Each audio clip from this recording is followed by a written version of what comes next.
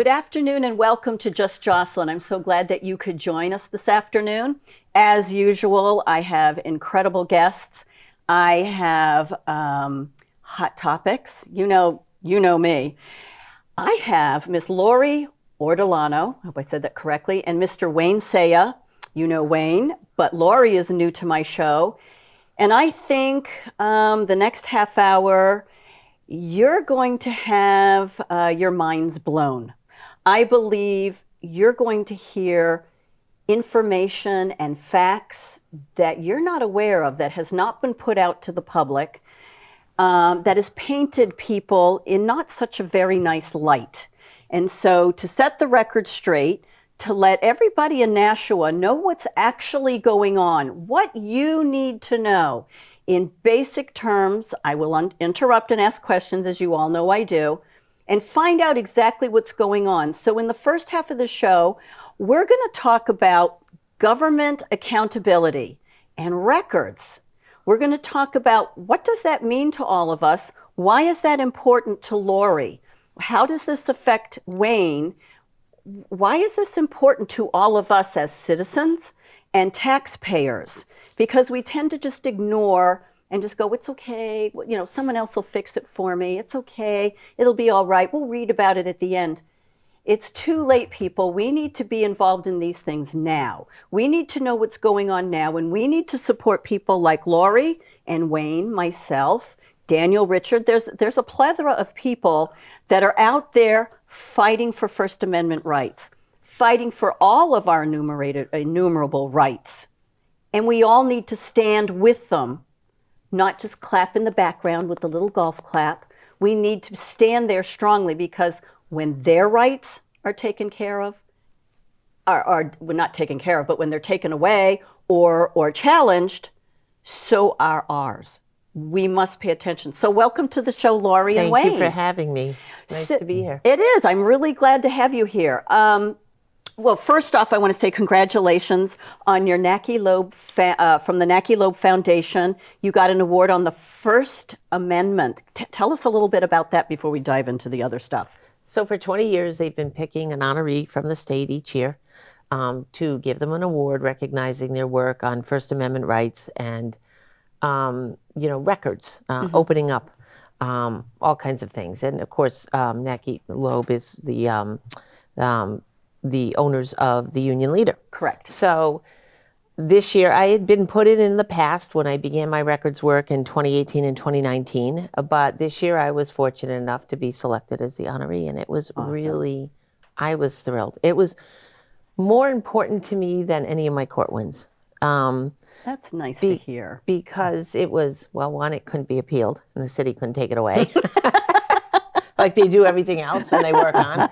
But it was, it was the first time I went up to an event and I was in a crowd of people, like 100, 125 people, that I felt like they really supported me, as opposed to going to a chamber meeting or a governmental meeting where I'm hard pressed to find two people who want me in a room. Mm-hmm. So, and you know it, you know how you're treated, and so that award, and I feel like my legal work to challenge the city and get records open has been so fraught with difficulty and disappointments to some extent because of the time it takes to come through the courts. Correct. And get rulings and then get your documents.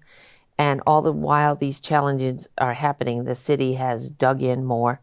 Mm-hmm. There's an old saying, if you're in a hole, stop digging. Well, this city doesn't get that. Oh no, they want they want to dig down to China and have you fall through. They think you're gonna, if they keep digging, eventually, you're gonna get caught up in it, and you're gonna be the one buried. And it's a bad approach. It's an expensive approach. Mm-hmm. It's a very much a violation of our First Amendment rights approach. Yeah. And so the award was really special to me, and my husband was really thrilled. It was a really nice night. Congratulations! That is super exciting. I remember reading about it, but I didn't put your name. I didn't put it together until today. So talk to us about how your journey started here in Nashua. Right.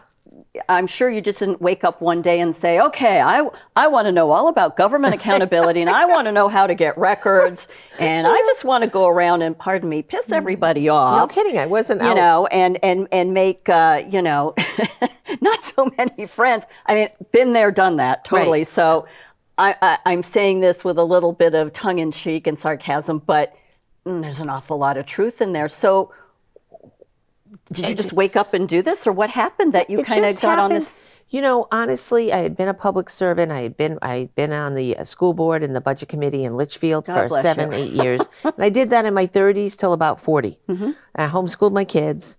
My husband was growing a business, so I was really busy with that. Had some health challenges with one of the kids, so I was just super busy.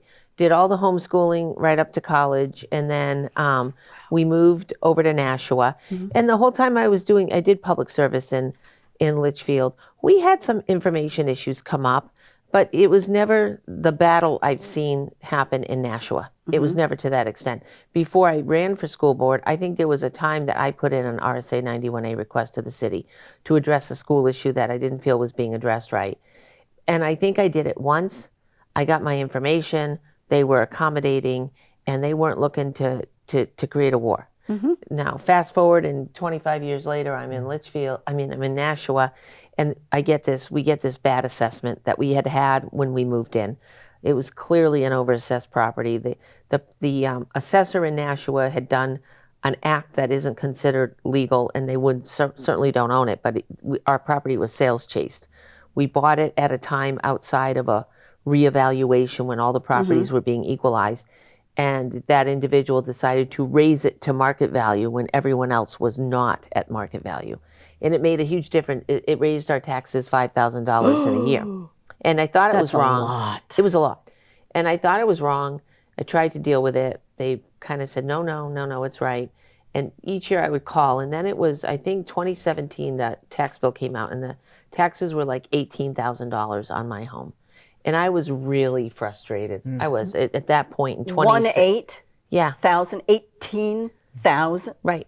And my neighbors were at like 8 and 9. And I was like, this can't be right. So 2019, they did a reevaluation and the new numbers came out. And we had, at that point, because the company had come in and done the whole city, my husband and I had a lot of data. And we're both engineers by background, so we took all this data and we did spreadsheets and we looked at it. And then we'd wake up in the morning and we'd sit there with our coffee in bed and we were fuming at how much we had been taken. We had overpaid like 30 grand. And over a 5-year period. And so we were frustrated. You know, and he felt bad because he's like, I should have pushed more on this. You were doing it by yourself. And I said, I should have been able to fix it on my own. So I said, well, we're going to fix it now. And I went to City Hall to start working on getting it corrected. Didn't want to have to file an abatement. And things went sideways pretty quickly. Looking back on it now, I realized that it had to do with, no doubt, the mayor and the legal office. They were controlling the script of what went on in that assessing office. And for whatever reason, they had decided, don't fix her property. So I tried to get a meeting with the assessor, my husband and I, to go in and sit down and talk to him about how it was done. And the Corporation Council said, you're not entitled to a meeting. I said, well, my neighbors got a meeting. My husband and wife went in and had a meeting for an hour. We can pick who gets a meeting. You don't get a meeting. Your neighbor gets a meeting. So can you say discrimination? I mean, it was ridiculous. I mean, up and down. It was Holy ridiculous. I mean, just for me, not knowing all about this, but just for me, if your neighbors are at like 8,000 and you're at 18,000, and I would assume the houses are similar, that Right. you didn't have a palace right in the middle of the neighborhood. No. So it's- just to look, for me to look at that and say, okay, somebody made a boo-boo, you know, their math skills aren't working, somebody made a little mistake, and I would assume, silly me, that going there, they'd go, oh, Laurie, We'll fix my it. bad. Right. Oh, we We'll fix moved it. the number. We'll fix it. But to come back to you And say, no be meeting. belligerent and we pick. We pick. You don't get a meeting. And so then I filed an abatement, and it went to the Board of Assessors, and they reduced it a little. Not much. Not in line at all. So I filed an appeal to the Board of Tax and Land Appeal. Of course, COVID hit. Everything went on the slow road. And it was settled out in 2020, and I won. I filed another abatement in 2019. I filed one in 2018. I filed one in 2019. I knew the property was wrong both years. And the Board of Tax and Land Appeal granted me a new assessment at a level that I thought was fair. And it was really below what I had asked the Board of Assessors to give me in 2019 initially, and they hadn't done it. So, yeah, it was really frustrating. And actually, 2020, it was 2021 that the decision came out, I believe. 2021, I got my decision on the property. So it took a couple of years because of COVID. And I could not believe the way they dug in. I was so disappointed because my neighbor next door then filed for an abatement. She had quite a nice home, had put a lot of money into it, redoing it. It was on a whole 1,000 square feet bigger than ours, and they dropped her assessment substantially below ours in 2019. So when I saw that happen, I said, you know what? They'll settle with us. I said to my lawyer, I know they'll be reasonable and they'll just settle with us. They would not even negotiate. I had to take that all the way to the BTLA. And to go into the BTLA, the city actually raised the assessment $150,000 above what it had been overassessed for. Because they were playing the game, and it's a game, let me tell you, that they could convince that, usually these things are won by splitting the difference, is what they were. So they felt if they jacked the assessment up or the appraisal up, and then they met in the middle, it would be exactly what it was. And that the BTLA would give them that number and they could say, see, it's what it was supposed to be. It was just a game. And it cost so much time and money, and it created so much animosity. I really became, I'm this glass half full person. And my neighbor always said to me, even in the beginning, they don't like you, Laurie. And I go, oh no, that's not true.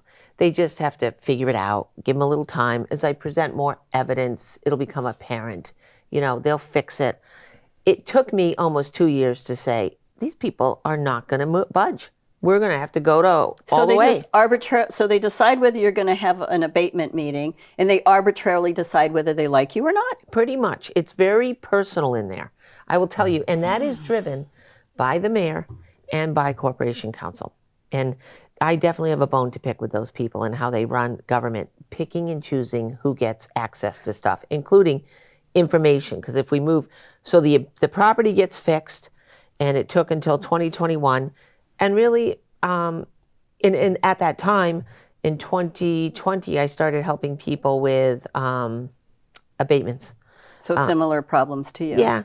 Some people contacted me, and my friend Laura and I could see that there were properties that were not abated correctly. So it was actually, I think it was 2019. And so we put together a bunch of abatements for people, and a couple of them that I gave to people were senior citizens who really didn't feel they could represent it. And they have the right to ask for a representative. So the people I helped, my goal was to let them stand on their own feet. To, show them how to do the application, show them how to find sales comps, but you go present your data. Right. I don't want to be your presenter. Go get your voice going and show them what you think is wrong. But two people were pretty senior and said, I can't do this. And I agreed they couldn't. So I said, well, I can represent you if you sign the form. I'll give this to the assessors, and I'll go to your meeting and say why I think it's too high, if you want me to. And they were like, great. So I did the applications. They're date time sensitive.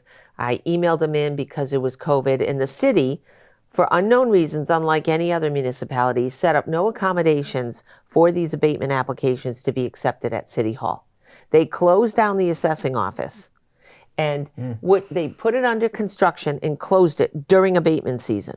And they set up no accommodation on how a citizen could get an abatement application date time stamped, because they were quasi-judicial documents, and they were time sensitive.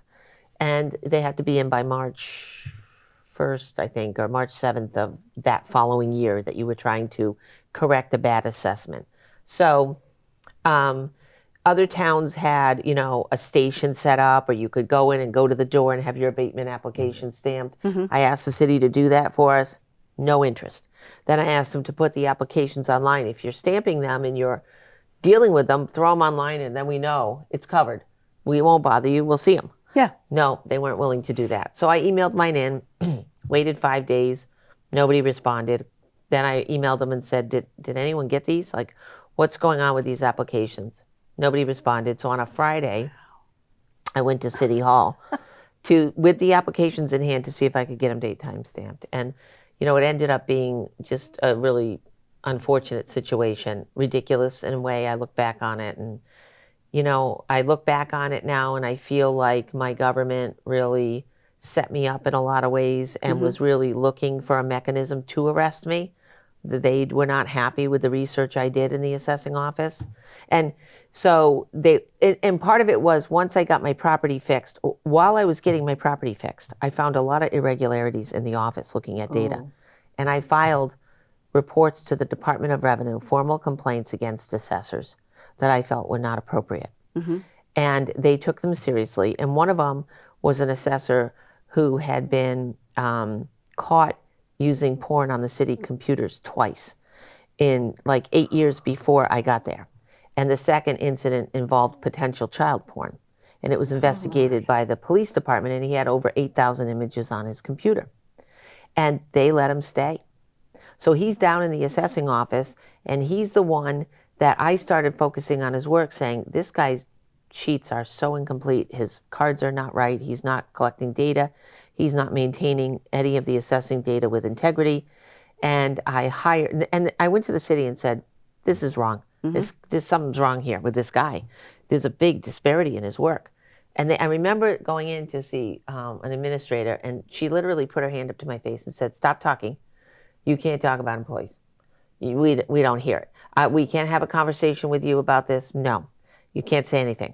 I said, well, I don't mind if you can't have a conversation with me, but I ought to be able to tell you what I think is wrong. And you ought to be able to listen. Because where do you take a complaint? Correct. What do you do? No, stop right there. So I went to the Board of Aldermen meeting and started talking about it. And then they were aghast because you have no right to criticize an employee in a public meeting. So then they started playing that First Amendment game. Horrible, horrible lady. I said, well, I tried to do it privately, but you won't allow it privately. Right. So where do I go? Where do you go? So then I said, I see a lot of ethical problems down there. Where do you take an ethics complaint? Turns out they had an ethics committee that they allowed to disband. The mayor never appointed people. And no, I didn't know existed because none of the minutes were put into the public website on the page. It was never documented. And while I'm standing there saying, where do you take an ethical complaint? Everyone's zipped up nice and tight, including the mayor and legal office, as if we don't have a place. I find out 2 years later, they just never disbanded it, never put it back. Yeah. Because it was an election year, and the last thing the mayor wanted was me filing ethics complaints in an assessing office. So they pretended like it didn't exist. So these people are basically behaving, they are our servants. They are our government servants. They answer to us. Yes. I find it absolutely insane that every year up in Concord, they've got 1,000, 2,000 bills to bring to the floor. And I'm like, oh, where'd they come from? Did the Easter Bunny bring them? Did Santa bring them? Where'd they come from? Well, we decided that we'd bring these forward for you. We, the people, didn't ask you to do that. Right. Well, it's funny you say that because when I initially had filed for the under the mask mandate, and I needed protection right after my ablation procedure, and I couldn't wear a mask.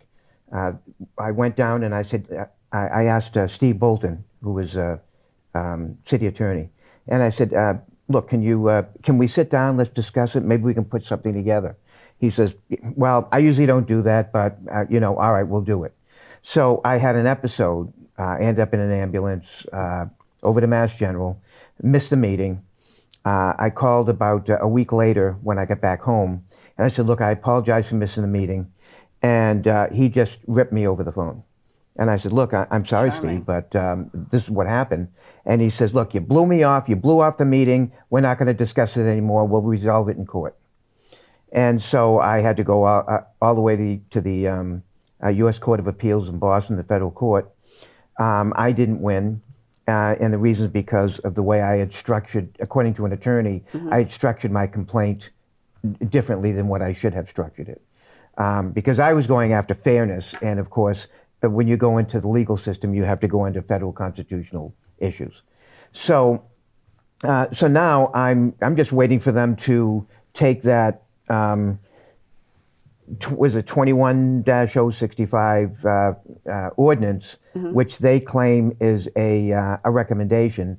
Well, recommendations are resolutions. They're not law. Correct. They're not, and they made this a law, and they made it in such a way that forces a business to require face masks. And so I won't get into the face mask issue, but what Laurie was saying with regard to trying to get help over at City Hall, especially with their legal team, it's an act of futility. It's just not going to happen. It is. It sounds like they just ignore you. They want nothing to do with you. Just shut the door. It's kind of like la la la la la la la. Well, I was surprised. And they escalate. They escalate. They have escalation techniques. I mean, Laurie does a lot for the community. I've known Laurie for a while. She does a ton of stuff for the community. When my children were growing up, we've donated tens of thousands of dollars to the school system. And now all of a sudden we have a mayor that formulates a Gestapo program over there, puts bulletproof glass in every department. Yeah. And now even to be able to see somebody over there, you're going to have to make an appointment. Before you could go up to a desk at the clerk's office and say, hey, and just have a little discussion with them, and it's resolved.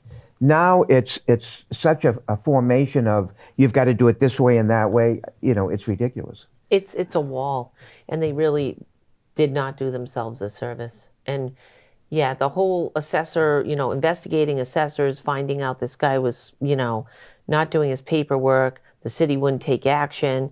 Then I hire a private investigator to follow him for 30 days because I know he's leaving the office for like 4 hours a day and he doesn't appear to be doing any work. It turns out. So what's he doing? Going to the rail trail in Nashua in the parking lot at the Holiday Inn and sleeping in his car for 2, 3, 4 hours. And then coming back to work with nothing done, but signing out on the whiteboard that he's visiting properties, performing inspections. And I had the whiteboard sign out, which is in the public area to see. And even with that evidence, the city dug in and kept him. Said, no, nothing wrong here. This is fine. The DRA a year later leveled sanctions against him. The chief, who the city did fire the chief because of my work. They got rid of the chief and recognized he was not doing his job. But the DRA sanctioned the chief, sanctioned this assessing supervisor, sanctioned the vice president of the appraisal company that came in and did it for not following the contract. So 3 people got sanctioned out of Nashua from the DRA, and the city still dug in and said, no, this guy is fine, we're keeping him. That was a big mistake because what happened is everyone in the assessing office, 9 employees, eventually left, and the last man standing is Sleepy Porn Guy, which really is not appropriate, I think. Wow. So, that's what we ended up with. And, you reap what you sow here, people. They're just. You can't make this up. No, they brought it on. This is absolutely and insane. And so many people thought that when that story ran in the Telegraph, because the Telegraph was still active then, it was right before COVID, that, the city got rid of him. He was terminated, he's gone. They're surprised even now. Some of them still didn't realize that he's still there. He was never let go. And this is a guy that just cheated his way through everything, did not do his job, and on top of that, was doing porno, looking at porno during And he was caught by ladies in the office twice. And then the second time the lady said, these women, these girls look really young. I think it's child porn. And, when you looked at the police report, he was so, without an attorney, forthcoming on, I have an addiction. I do this hours a day on the city computer. They were young, but I thought they were older than they were. I disguise myself as a bisexual woman because I get the best hits on these sites. And all of this is detailed out. And the guy kept his job. And what bothered me, honestly, is that he's going into people's homes, their bedrooms, their children's rooms, their homes. That was just going to come out of my mouth. I just felt like that's a violation of people's privacy and their personal space to allow that to happen. Well, it's allowing a stranger to come in and formally see how many kids you have, what their ages are, where the rooms are. I just didn't like it. It's terrible. I did not like it. Do they not do background checks? Well, and now I think they kind of don't let him do that anymore. But he's still an assessor that we're paying as an assessor who can't go into homes now because of his background, because they kept him. Was he doing it by, osmosis? Is Right. he I mean, just they're giving him other psychically paperwork. doing it? And they haven't been able to rebuild their assessing office. They tried to hire a chief. No one would come because of their methods of dealing with these issues. Nobody wanted to come work in Nashua. And they've tried to rebuild their office, and they really haven't been successful. So they are contracting out our assessing office now, essentially. Signed a contract with Vision Government Solutions that just did the last revaluation. And Which I heard all sorts of screamings about. well, those are always, Nashua had not done a good job keeping up with its data. It had not done a full measuring list in 30 years. It was well past, every 7 years you're supposed to do it. They waited 30. And what happens is the data gets skewed. Yep. You just lose it. You got a lot of parcels. Well, that's a lot of information. So on that note, I want to thank you for coming in and discussing exactly the state of politics in Nashua and how they just target people and decide willy-nilly who can have a meeting and who can do what. So hang on, we're going to start the second half of the show. Good. So thank you so much. We'll be back in a few minutes, and this will be part 2. And I think you need to stick around and make sure you watch it. Thank you so much for joining us.